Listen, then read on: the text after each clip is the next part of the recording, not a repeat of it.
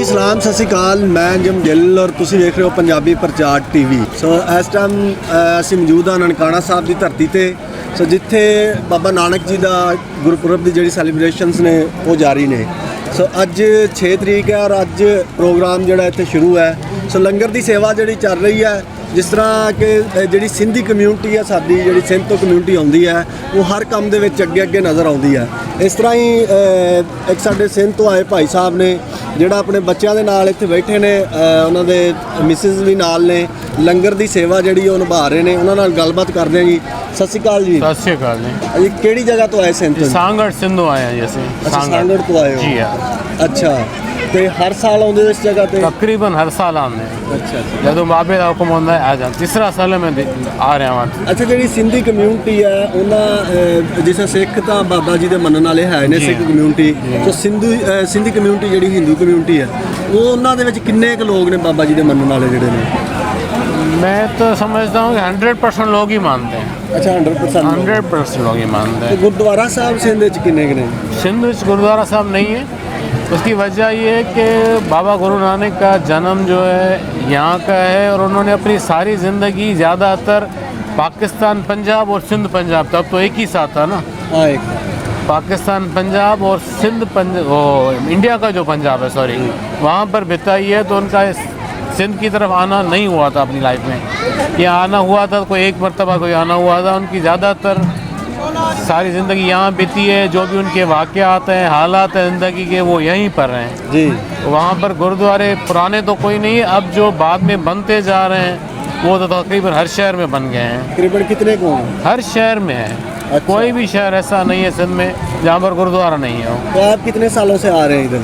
मैं तो अपने बचपन से आ रहा हूँ। बचपन से आ रहे हैं? हाँ, मेरे ख्याल में कोई 7-8 साल से तब से आ रहा हूँ। कैसे मिलते हैं लोग इधर के? बहुत मज़ा आता है। मैं अपनी लाइफ में और कोई मेला नहीं अटेंड करता पूरे साल में ना। अच्छा। और कोई मेला नहीं अटेंड करता और सही कोई मेला नहीं, मगर यहाँ पर जो है ना मैं कोशिश करके ज़रूर रहता हूँ।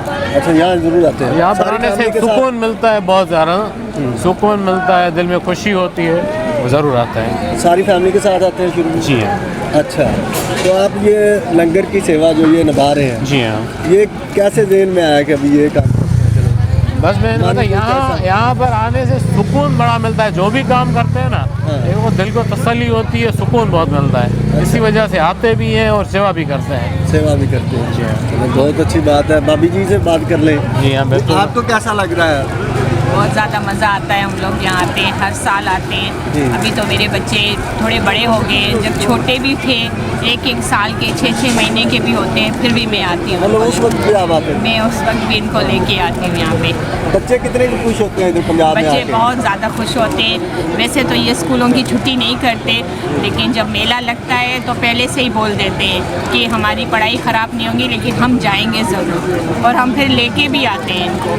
पूरा एक मतलब वीक स्कूल से आप इनकी छुट्टियाँ ले लेते ले हैं? लेते हैं हम, पूरा वीक लग जाता है हमें। यहाँ से जाते हैं तो एक पूरा वीक की छुट्टी हो जाती है इनकी, लेकिन फिर भी हम आते हैं। फिर भी आते हैं, बच्चे बहुत एंजॉय करते हैं हमारे। ये आपका बाबा नानक से प्यार है?